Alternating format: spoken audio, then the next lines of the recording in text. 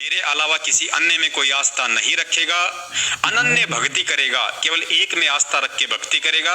यदि तू अंतिम श्वास तक मेरी पतिव्रता औरत बन के रहेगी, मेरी पतिव्रता आत्मा बन के रहेगी, तो बेटा मैं सदा तेरे साथ में रहूंगा, तेरे अंतःकरण में रहूंगा, तेरे शब्द रूप के रूप में 24 घंटे तेरे आसपास रहूंगा। और जहां मेरी जरूरत पड़ जाएगी देह धारण करने की, बेटा मैं वहां पे देही भी धारण कर लूंगा। तो पुण्यात्माओं, सतगुरु का वास्तव में समझ में आ जाना, आप ध्यान देना इस चीज पे कि सार शब्द क्या है, सार शब्द का प्रकट होना क्या है। सतगुरु का असल रूप समझ में आ जाना, सतगुरु की वास्तविकता समझ में आ जाना ही सार शब्द की प्राप्ति है। और जो सतगुरु के वास्तविक रूप को समझ जाएगा, वो सतगुरु का प्रकट दिवस मनाना शुरू कर देगा। वो फिर इस गंदी राजनीति से अपना पैर वापस खींच लेगा।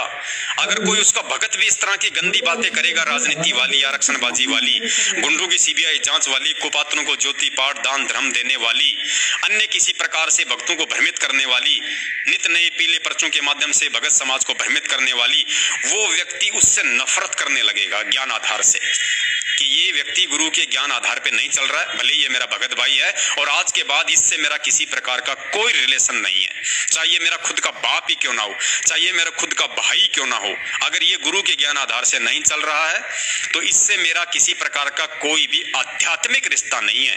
सांसारिक रिश्ता हो सकता है, आप उसके भाई हो या वो आपका बाप है जो गुरु ज्ञान के विरुद्ध चल रहा है, तो आपने उससे आध्यात्मिक रिश्ता नहीं रखना। सांसारिक रिश्ते आपके लाख हैं, आप ये रखिए, मिलजुल के अपना काम कीजिए, लेकिन आध्यात्मिक रिश्ता ऐसे व्यक्ति से नहीं होना चाहिए। तो पुण्यात्माओं, ये है असल में सार शब्द। अब आगे हम चलते हैं, अब हमें समझ में आएगा पुण्यात्माओं, आगे ये शब्द है, ए जी सार शब्द मोहे पाया, नामदेव जी का है।